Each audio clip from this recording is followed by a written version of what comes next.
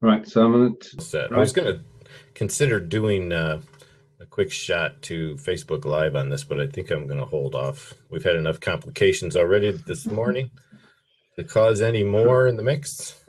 Right, So, okay. Uh, let's make a start. Good afternoon and welcome to Across the Pond with Leland Best and myself, Stephen Healy. And today is our sixth show. Good afternoon, Leland. good afternoon. Well, and it is afternoon. It's 2 minutes past the noon hour here in the Right. U.S., which means it's just after 5 o'clock over there in the U.K. So Big Ben should have rung by now, if I'm not That's mistaken. right, but I'm 120 miles away, so Oh, can't yeah. actually hear it from here. And good afternoon, Patricia. It's good to see you here joining Yeah. us. Joining us on camera. Just ask. I mean, we're more than willing to open the chat up and I get everyone just I involved. just sat in on a little Facebook Live that Patricia was doing a moment ago Uh-huh. about not throwing your cell phones away, and I thought it was very well informed as to what we shouldn't do when we go to exchange our for a new phone. Because actually, my wife and I just bought a new phone too Yeah. the other day. Now, Patricia, Mhm. I'm sorry to say I did give them my phone only because they gave it to me first for free. So I said, why not? Right. You can have it back because it actually saved me like $15 on the setup fee. And she was mentioning that same thing in her presentation. So I do need to Right. square something up real quick here. Hold on, Stephen. Okay. Tell me when I'm lined up with my banner there, my lower third. Left of it. You're lined up now. Okay, good. Is that okay, Patricia? Does that look okay to you as well? Be all set. Yep. Looking good. So I'm coming to you today, Stephen, from my backyard. This is the Oh, right. Shiawassee. Okay. This is the Shiawassee River. This is where it's our little playground out back of our back door. You can see the waterfall back there in the background, which is, it's actually it's reminiscent of an old granary mill that used to sit right about there on the edge of the riverscape. Yeah. Um, but well, actually it'd be yeah, it's on that side. The Okay. building is gone. The wheel is gone. The water actually, this photograph was a little while ago. It's completely dried up right now.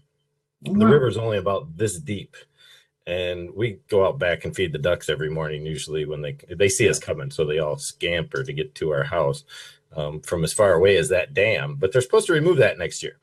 Oh, Um, right. Okay. Going Why back is to it done? yeah, I mean, it's going on a lot around the world, I guess. Have you ever Yeah. seen them remove a dam before? No. No. Pretty crazy. Yeah. Indeed. Right. Okay. Oh, at the moment, well, first of all, I can send you some water if you need any time. We've got Yeah, plenty over here. that's what I hear. The grass is green, the trees are green, everything's green over here at the moment. But the action at the moment is in Rio, in Brazil. Is it? Yeah, We- and our U.S. team is took the first gold through with the air rifle competition, which I Yeah. thought was fantastic. That was awesome, and I think we just received another one. How are you guys doing? Well, effectively at the moment, USA are top of the table, followed by China, and followed by Australia. Australia mainly because of the swimming, and we're about 10th at the moment. But we have been getting medals. I think the beauty of the Olympics is that it allows you to watch sports you wouldn't otherwise see. That's right. Yeah. Absolutely. Well, let's see what we've got because they do have some live events out there also. If anybody wants to watch the Olympics live online, they can go over to NBCOlympics.com and you'll be able to watch those as they transpire out there in Rio. So it would Yeah. be cool to have a place to like Rio to go to the Olympic Games. Oh And they're yeah, doing the yeah, freestyle. indeed. Yeah, they have the volleyball tournament going on. It's in progress right now, Yeah. as is also the men's 100-meter freestyle. So, and that was where the U.S. took another gold yesterday. Was in the men's swimming competitions, I believe. So, Yes, yes. Well, we it's been the diving competition yeah. for men and women took place over the last couple of days, and Great Britain came third um, because our chap, Mr. Daly, is hopefully going to take the gold in 10 days' time Oh, awesome! in the diving. But I mean, these guys dive off a 10-meter board. That's insane. Which it is. This was synchronized diving, and you couldn't Oh, I haven't you seen that. you couldn't tell them apart. when they dove off the Oh, side by side doing the same routine on the way down. Oh, yeah, I got to see that. I have not seen that. That's Okay, worth catching because it's just an amazing. It's just amazing to watch. And then the other event that I've been watching is the cycling. Because over the weekend the ladies and the men's cycling race took place around the course around Brazil, finishing up at Copacabana, and that was they were these guys are tough, and that includes the ladies as well, to cycle 200 miles and then sprint at the finish. It's just incredible. And I've been busy on other things. That's why I haven't had a chance to actually watch them. I'm always a big fan of the Olympics in certain games. Obviously, I love the tumbling floor games where we have the girls in competition and the men also, of course. But I don't know if you saw or not yesterday. The gentleman, I didn't catch where he was from, but all I saw was the video clip that went across Facebook where the gentleman jumped up on the horse and flipped, and on his landing broke his shin in half. That was good.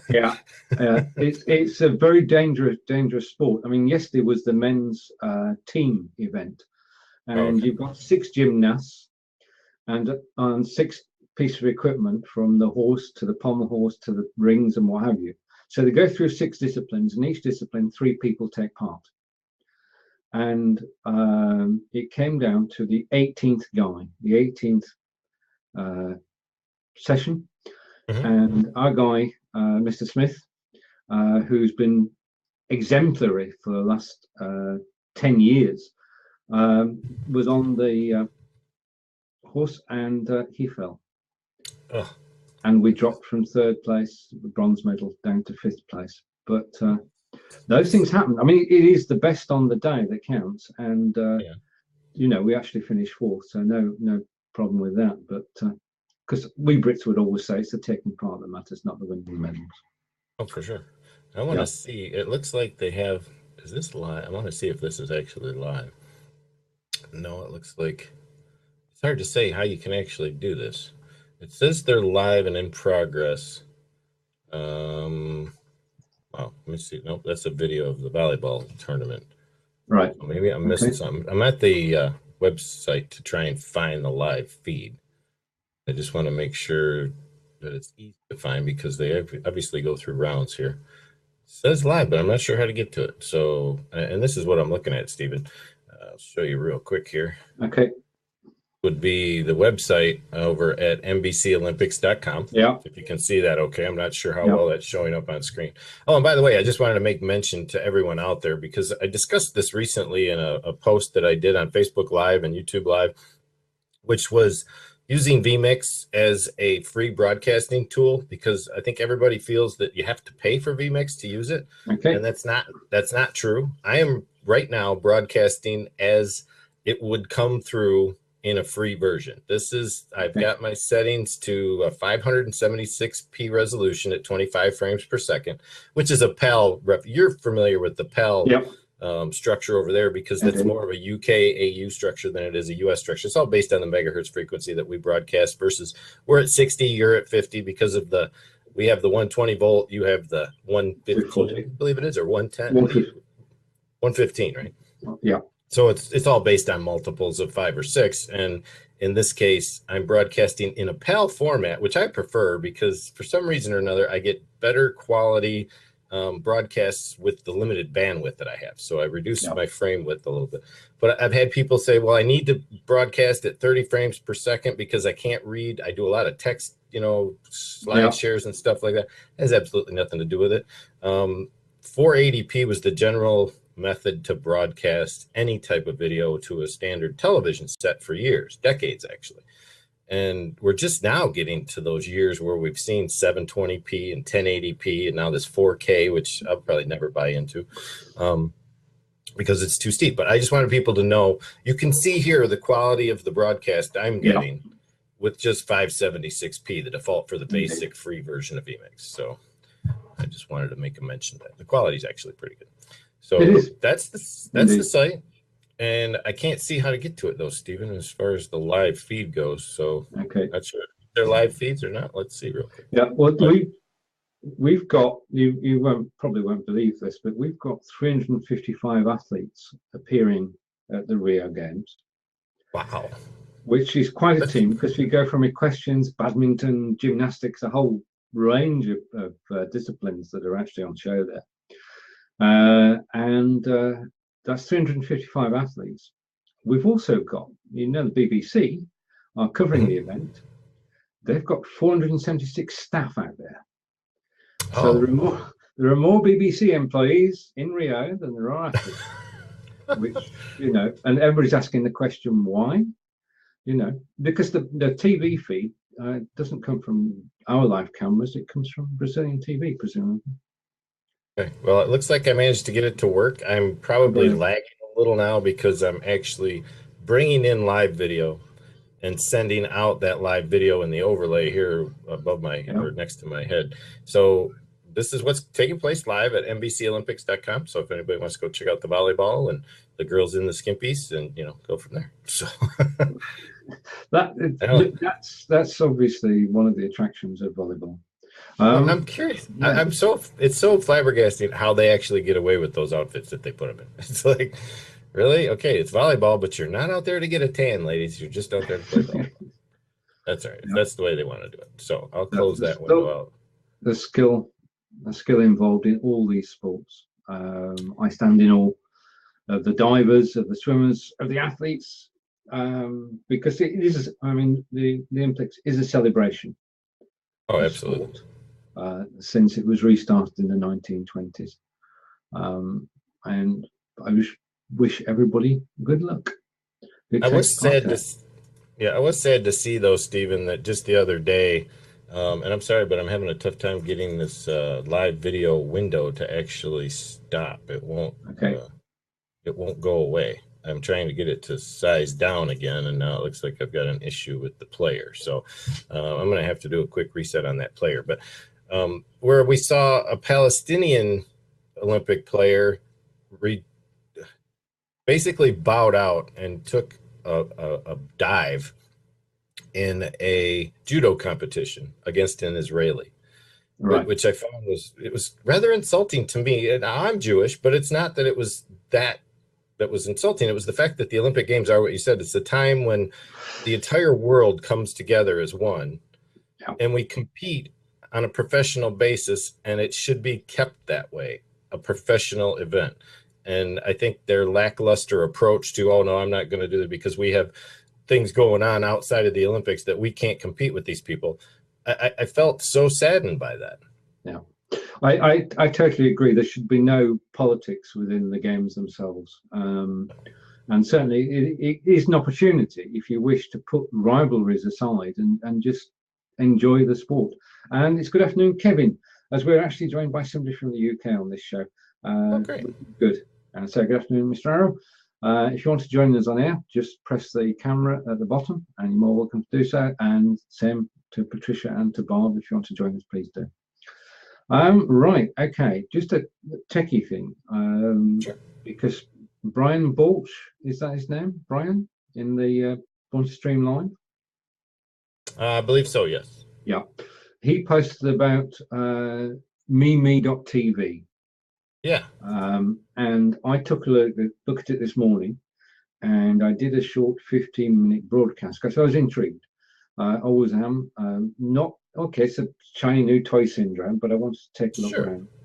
Okay. And I was, well, yeah, I mean, if somebody puts a link up, I'm going to follow it. So I did a 15-minute overview of the site. Now, the site itself is quite basic. It's as Barb quite rightly mentioned, you have to decide on the template you want to use, and you decide whether you want 1 up, 2 up to 5 up on the screen. And you've got to decide that when you start the event. So it's not dynamic. We couldn't, if I started a 2 up on there and we wanted to invite Kevin in, then we just couldn't, because we have to restart.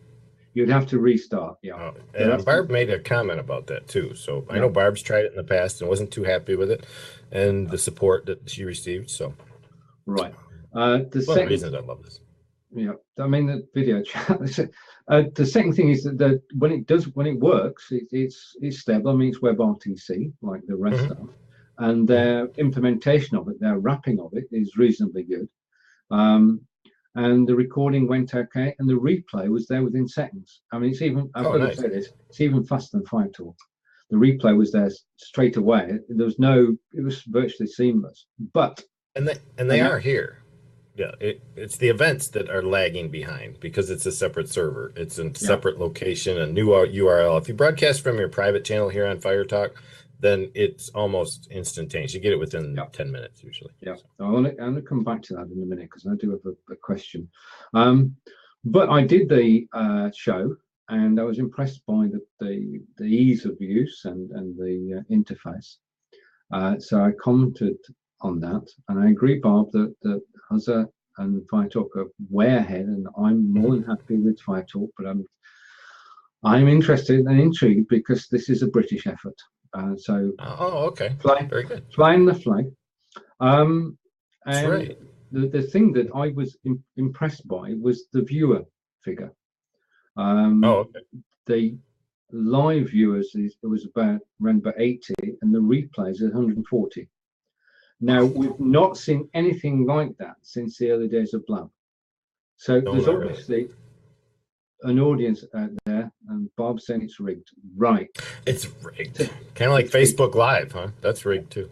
To my point, I spoke to the lady involved who Bob mentioned, and I'm going to interview her on Friday afternoon, which will be 9 a.m.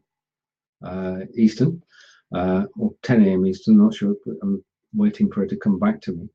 And then we can put the questions that have been raised in Born to Stream Live to her direct and find out what their plans are, and see what's happening. So I'm looking forward to that chat on Friday. I'd like to thank Brian and Barb for bringing it to everybody's attention in Born to Stream Live. That's why the group works, because everybody looks at all the sites that are out there, and we all form our own opinions and just get on with it. And that was, I saw Grammy Donnie had posted a question in one of the feeds I was following up on when people ask about what they should use or what platform works the best. It's whichever one works the best for you. It's not a matter of whether one platform is greater than the other per se, although I agree with you, Stephen, 100%. It has to be stable. It has to have some type of discovery method, and you have to have awesome support. And that's why here, and I know there's some more news coming in soon with FireTalk. I've been chatting it up with Caitlin recently, as always, and which I'm sure several of you do also. But they're not done here yet. They still have a lot to add to the experience of what a FireTalk broadcast is. And I think that's a key factor when it comes forward, because go back to the go live with promotions and pre-launch and all that kind of stuff that were taking place. I'm a little disappointed with Mike on his platform because he kept telling me soon. Now it's almost mid-August. Yeah. He told me a few weeks ago, well, maybe the end of the summer, by the end of summer. And that's fine. That gives them a couple more weeks, a few maybe. And who knows? I mean, a lot of people can say things and gather up a bunch of email addresses to say, okay, we got a new platform coming, but it's, will it endure? And that's where you really want to hang your hat, is somewhere where it's going to last rather than have to keep jumping from platform to platform. Yeah. I mean, despite our little problems getting going today, FireTalk is a very robust platform. The downloads are very high quality because they spend the time to process them. And for a free service, I don't think you could ask for better. Back to Barb, who missed what I was saying earlier, I made, as Barb has, I made a connection with Lorraine, not just on the site itself, but on LinkedIn as well. And we got chatting, and I'm talking to Lorraine, who is as I understand it, co-owner of the site, mimi.tv, and I'm talking to her on Friday at 2 p.m. BST or 3 p.m. BST. I'm just waiting on the time. We've agreed in principle that she's going to give an overview of the site as it stands currently and answer any questions about anything really. I mean, we're all pretty clued up on what we're looking for, and we'll take it from there. I appreciate that, Bob, and I'm not That's not a problem at all. Well, basically, I'm going to find out that. But as we're on FireTalk today, we'll switch back to our discussion, which is about all things UK and USA. So, yep. What has transpired around here has gotten, I mean, we just went through and just to touch on politics for a second, because I know not many people like to talk about politics, especially unless you're sitting in a room with a cigar and a glass of brandy or something, then that's a different story. But, obviously we're down to the wire here. Bernie has transferred his following over to Hillary, which I found to be quite a joke, honestly. But and then we have Trump and Hillary both still doing the negative bashing of each other back and forth. And now there's these videos coming out of supposedly Hillary having epileptic seizures on camera. Trump just gave his what he intends to do speech, which wasn't anything I felt was all that exorbitant or glamorous, let's say. I don't know. It just seemed kind of lame to me. But then there's several others. There's a couple others that are possible tilts to the spectrum here that are in both the libertarians and the Green parties that are still out there. And it looks like Gary Johnson may actually get an opportunity to debate. We'll have to see. Yeah, I totally agree. I'm not a big Trump follower at all. I don't think he's the right thing for the country. But honestly, I posted a bumper sticker the other day. It says, we have two choices, and I don't want to take either one of them. So I'll vote my conscience. I'm not going to vote because of popular opinion, obviously. And I don't really feel I could vote for either one of Trump or Hillary. I don't care how that affects the outcome. Electoral votes are usually the ones that determine the outcome anyway. And unless you can get your hand inside an electoral's pocket, then you're probably not going to benefit all that. We call it a free society and a free voting, establishment, but very rarely does that vote count the way it should. That's not to say I won't vote, because I always vote, but it's a matter of where's it going to go from here? It's kind of scary. We don't know. It is even from this side of the Atlantic scary as well, because we don't know. Well, I'm loath to say what the British people want, because I haven't a clue. But I do know that there is a lot of concern should Mr. Trump actually win the USA election. Now, there's nothing we can do about it. We don't have a vote. From our side of the pond, we're still waiting to see what happens with Brexit, and it's too early to tell what's going to happen. Our MPs are actually on holiday at the moment. They take a break during the summer, and the civil servants from the government, and I'm sure it's the same in the USA. So we have a break from politics. We do have a battle going on that's between two people in the Labour Party, where the population want the sitting candidate and the MPs want somebody else. And how that's going to resolve, I don't know. But as we keep saying every week, all you can do is live your life separate from that, and just go about your own day-to-day business, because the conspiracy theories abound about who actually runs the country, whether it's the politicians or the civil servants. So who knows? Good points. Good points. Yeah. So outside of politics, Stephen, then I know we get together only once a week. I've been a busy camper. What have you been up to for the last week or so from your business perspective? What you've been doing? I said you had some trainings coming up for some live stuff I saw somewhere, didn't you? Right. Okay. I'm starting to brand. I'm going to, as I said last week, I've completed the book. I'm working on a second draft, and I have found a wonderful editor who's in the room at the moment. And we're going to move forward on that. And I'm also, in parallel with the book, I'm going to be doing training courses here on FireTalk for anybody who's interested in getting video chats going. And I'm looking forward to working with several people, yourself included, to get it off the ground. I'm just putting ideas together at the moment, but there are lots of possibilities. What we do need, though, is for everybody to get stable and decide which platform they're going to be on. I agree. Because we're split. We're split at the moment. We are kind of. All those that got together for a long time on Blab are kind of tossed into the wind and let to land wherever they may fall, and that's kind of what has come of this event. And I I'm here. This is my home now when I broadcast. Yeah. I don't really feel the desire or the need to be anywhere else. As long as I have an avenue that I can share a link and send it out. As a matter of fact, I didn't share my Facebook link today. I'm sorry, Stephen. I should have. I tweeted it out, but I didn't say that. And that's one thing I need to talk to Caitlin about, is the fact that we can only share the Facebook part of the event to our personal profile. Yeah. Which I found a little disturbing. I would much rather be able to send it wherever I want, whether it's a page or a Facebook group or what have you. I think that would be outstanding. And they are working on the whole Facebook thing. They've been seeing what Huzza does over there.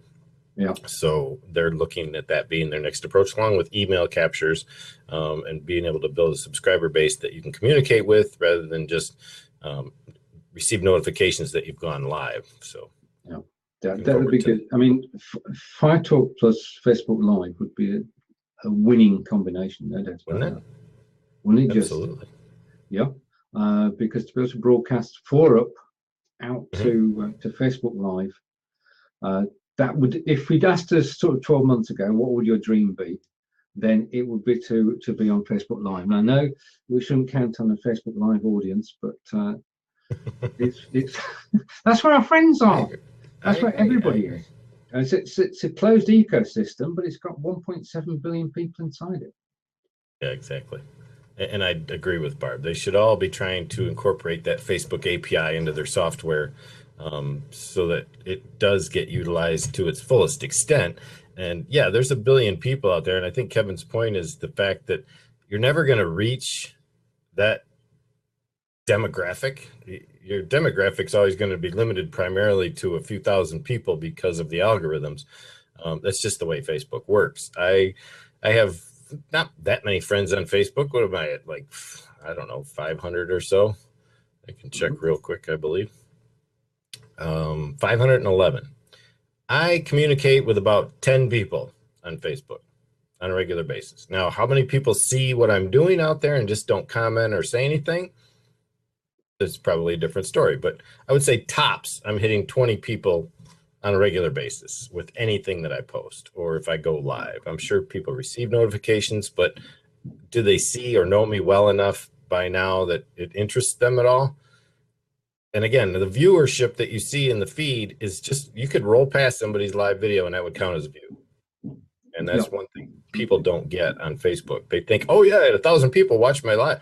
No, you didn't. You had about 30 people watch your live broadcast, but the other 800 or so scrolled past it in the news feed and saw that you were live. And that was about it. So it's hard to say, but there's influencers out there, obviously, that have a following that will jump into, and I've been trying a little more to hit the live streams when I see them, but I have to live my life based on my schedule, not on when someone else goes live. That's true. But it's good that we can get informed when people do go live, and there are certain shows that I do try to watch either on their native platform, like Social Media Examiner, Fridays 4 o'clock. And they're on Huzza. But Kevin's just made a good point, because he's talking from a practical point of view that he is already live streaming into Facebook groups that he and Sarah run, and he's getting business from it. Which is absolutely good. Well, it's brilliant. I mean, that's what we're all. That's the way it should be. Yeah. And I think that's a huge point. If you can broadcast to a given audience that you know, in particular, and even if you're in groups that are part of your niche. I always have to niche, whatever. Okay.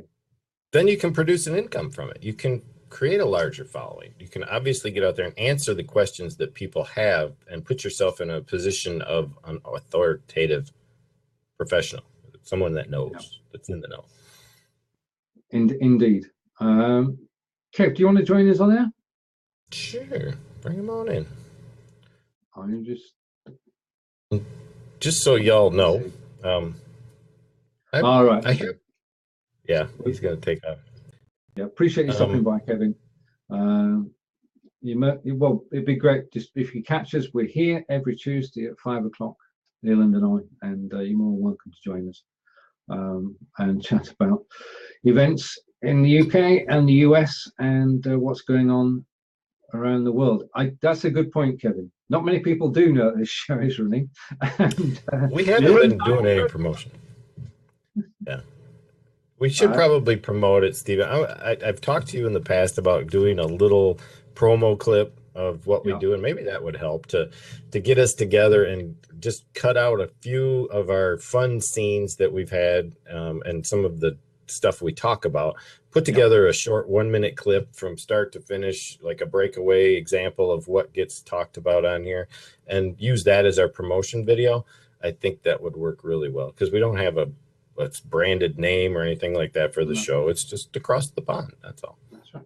I totally agree, and we'll go for it, and we'll organize it, and we'll do some more promotion. This is what.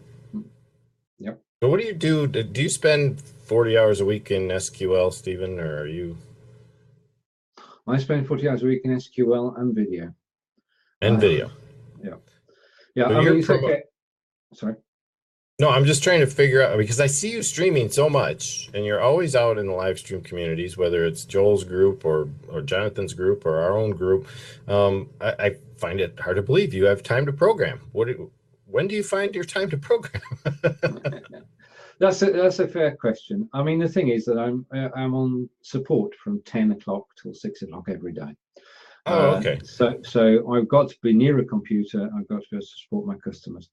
So I'm here on the computer anyway, and if I'm not coding, then I can pop into the groups and post in there.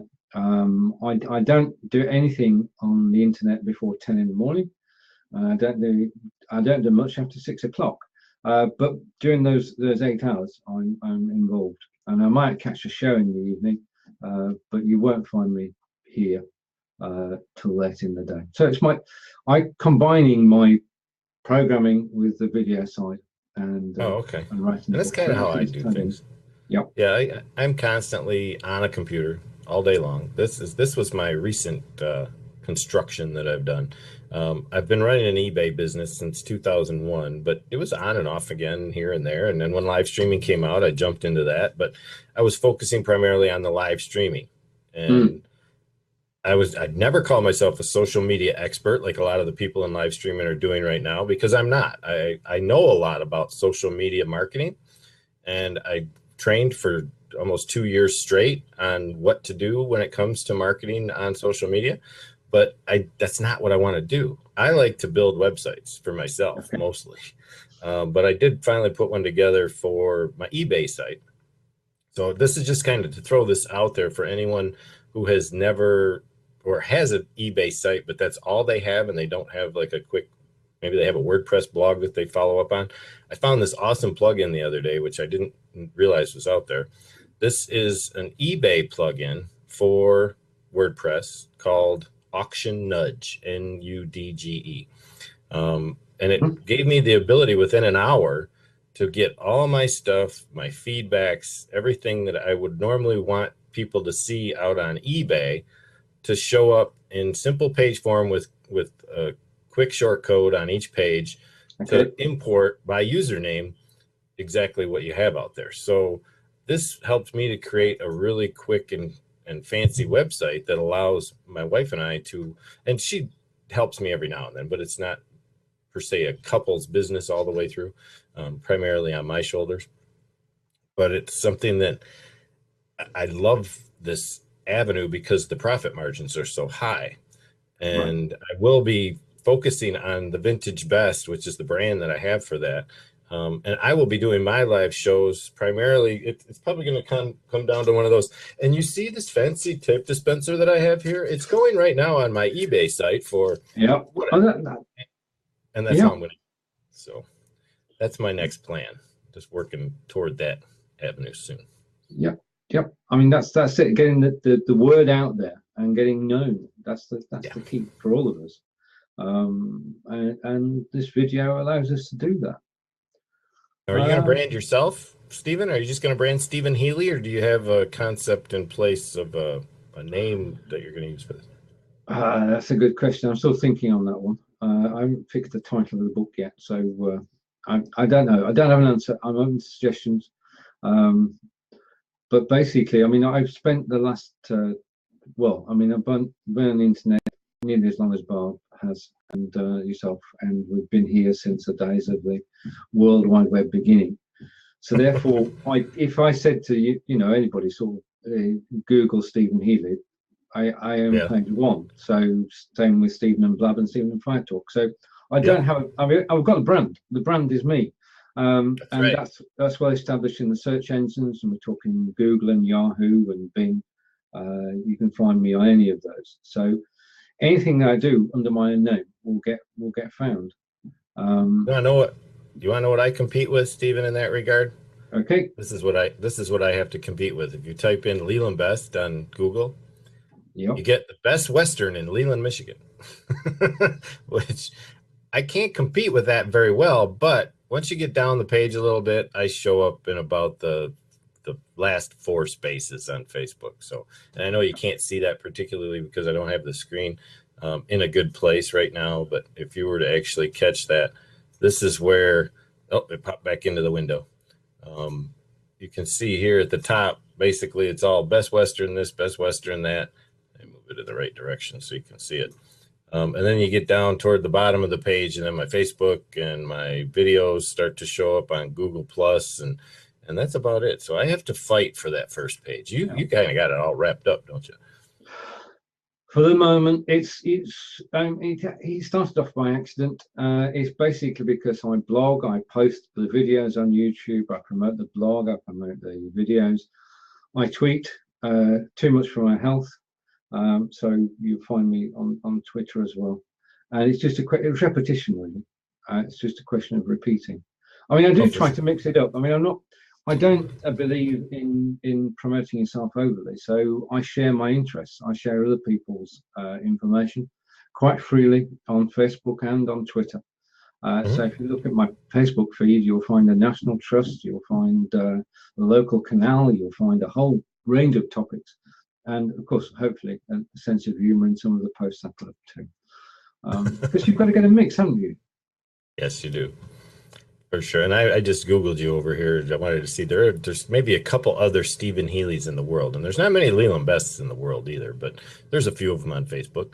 And when I see someone that you can type their name and be the front page of Google, you've definitely got to consider branding yourself as you Inc. or whatever you want to call that, and maintain that level of consistency of just being you. And that's where you're going to drum up all kinds of traffic by being where you're at. So kudos to you on that. Great job. Well, thank you. And as I say, it's just persistence, really, and the look of the draw in having a name which is not it's not present everywhere. We have a fair going on, Stephen, in town in this county. What do you guys have for fairs when it comes to community events? Do you have like a big thing that comes around every summer that everybody goes to, or? Well, Devizes, which is in Wiltshire and it's about 20 miles away from Stonehenge, is a Wiltshire town where there's something going on most months. The fair, as in fairground, is based just up the road from me. That's where they park all their vehicles, and so they visit here 2 or 3 times a year. But we also have a very active local community. So we have music festivals, we have drama festivals, we have drinking festivals, a whole range of course. Well, we've got 2 breweries. Do you have breweries there? Oh, Michigan's full of breweries for sure. A lot of microbrewers out here also. Frankenmuth is one of the most well-known ones, which is a Bavarian village that was put together back 100 years ago here in Michigan. But yeah, there's a lot of that beer brewing going on around here. Yeah, I mean that's basically. I mean it's brilliant. The microbreweries. I mean, I love going over to Belgium because Belgium is the home of the microbrewery. You know it. Well, yeah, because I mean you've got literally thousands of beers. I mean their beer heritage goes back to the farming years, and basically in order to pay their staff, the farmer would pay them in coin, but also make sure that every day they got their fill of beer. I like that place. In order to do that as cheaply as possible, he obviously on the farm he had his own hops and his own crops, no problem at all. He started a brewery. So they literally have thousands of microbreweries which were originally farmed, positioned throughout the country, and the the Belgian hobby. But if you visit Brussels or the towns outside Brussels, you'll see the cafes on the streets and people drinking beer until midnight, and there is no trouble at all. We don't have that luxury around here. There are a few in our town that have outdoor seating. One is a sports cafe just up the road from us, and there are some of the local pubs downtown that have some form of outside seating, but they're so small that, you know, I'm not from this town. My wife is. Her kids went to school here, and we've bounced around in Michigan from anywhere from Saginaw to Kalamazoo. She was born in Lansing, but now she's kind of gone back to her childhood home because that's where some of our kids live. So that's why we're here for the grandchildren. But they've been really good about building community efforts here. They just recently started a food truck gathering at the main park here at McCurdy Park in town.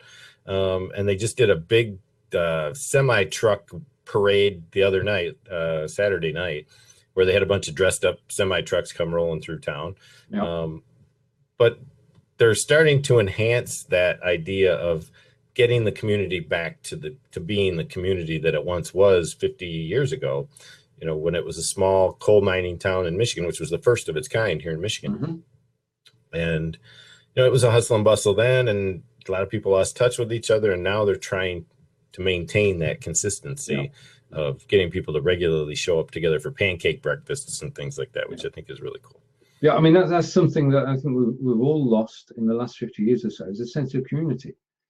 I mean, we're more likely to know somebody on the internet than we are our neighbor 10 doors down. Well, I'm speaking personally. I totally get it. Yeah. In your own community, you said there's a neighborhood community, Yeah, and that's mostly because our town consists of about 3,500 people. It's not a very big community, but we're attached to another city called Owasso, which is they're like sister cities almost. They're joined at the hip. You merge from one to the next. But Owasso is a little different clique. It's not. They have the river run through it just like we do here. They have a small castle over there, which is called Kerwood Castle. I don't know if you've ever heard of Mr. Kerwood before, but he actually used to, let me see if I can find a quick picture of it. It's a very small, unique kind of thing. It's not much, but let me give you an idea what this looks like so that you can see it. Here. That's Kerwood. Let me get a bigger picture. This is Kerwood Castle. Sits on the Shiawassee River, which is behind me, but it's about 10 miles. Well, not quite. It's about 5 miles away down the road in Owasso. And it was built by an English author. I believe he was English anyway. And Kerwood Castle's been around here for quite some time. But it's more of an attraction than it is something that's stood the test of time like they do over there, where you have centuries-old castles in England, of course. There's that bit of flair. We do have, and we've got the situation where we've got the museums locally, and the Devisers Museum is a private concern really, and they have artifacts going back not just hundreds of years but thousands of years, and we're very fortunate. They discover I love the fact that our archaeology is being brought back to us by people who are working to find out how we got where we are, because our sense of who we are comes from knowing where we've been, which certainly, I mean, your roots are in the UK, are they not? Yes, they are. All over the UK. Actually, my mother's family, I'm only 3 generations removed from Buchen, Austria-Hungary, which is where my mother's grandparents were from. And well, actually, my mother's aunt, my great aunt, was born over there in Buchen. My grandmother was born here in the States when they moved over here. They took the Chicago from a French port and came over here at that time. Now it's my father's side that actually follows along the best into the Pringles, into the the Locks family, and several others that we mentioned the other day. You left me a link and I can't remember where I put it, but yeah, that's where the castles and the kings and all that, going back to like Charlemagne, are the ones where I'm at. And that's about it. But you mentioned archaeology, and I just saw recently, it was in April, I believe, that over in Israel, they just discovered some very, very ancient antique coins that date back into the 2nd century BC. Yep. That had the names of those who ruled at the time in the Greek Hellenistic societies, such as Antiochus and several others.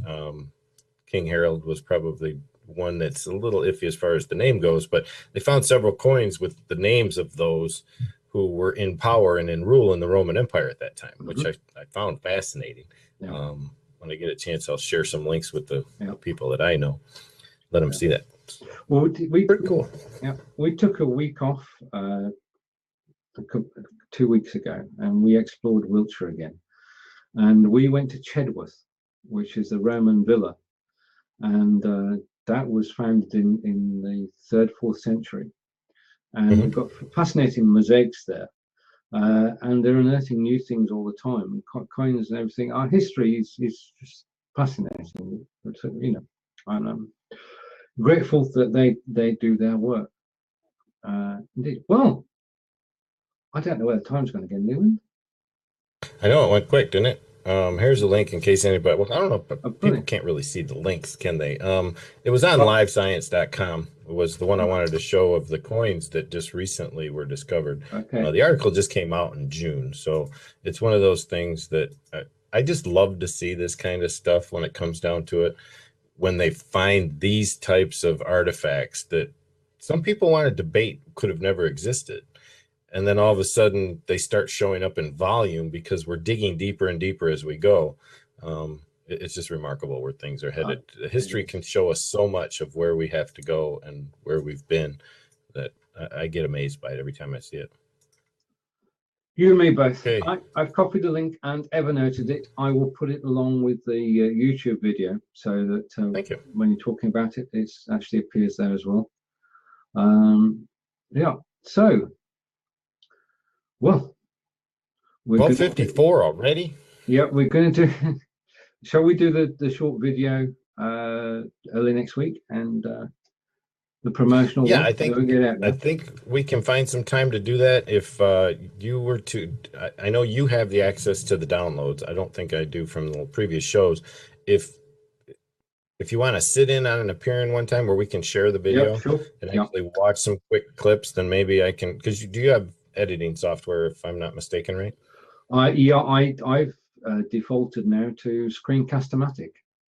Oh, okay. Which is known for its ability to record your screen, but has probably one of the best editors I've seen. Not many people know that, because I've got Filmora or something like that. Oh, okay. Yeah, but you probably I use either Corel's Video Studio or Camtasia when I'm doing my editing. And I do play around a little. I've been playing around a little bit with one called Movavi, which is Movavi. Kind of use the extension of 2 different video formats to call out a product. I'm a reseller for that also, but it's one of those things that it's more for the person who's never done video editing before, but it's very elaborate software and it's very inexpensive. So if anybody ever wants to get in touch with me about video editing softwares, I'm pretty much a reseller for TechSmith, for Movavi, for Corel, all of those. So people can reach out to me at leland@bcblive.com and I'll give you everything you need. So thanks for having me again today, Stephen. It's been a pleasure being across the pond. Okay, take care, and thank you to everybody who's watched us. We look forward to seeing you again same time next Tuesday, and hopefully you'll hear more about the show in the coming days and weeks ahead. And yeah, we got to start doing that. We've got to start. We've got to start talking about ourselves. Yeah, we can. I'm sure we can. I'm sure we can. We could become a hit, Stephen. We could become a hit. Who knows? It's persistence. Persistence pays, and that and a bit of clever editing on your behalf, and we'll be there. Sure. We'll create the viral video, or we can but try. We can but try. I've never been very lucky on creating viral videos, Stephen, but we'll see what we can do. All right. Cheers from this side of the pond. And from this side of the pond too. Take care. See you all later. Bye. All right. Take care.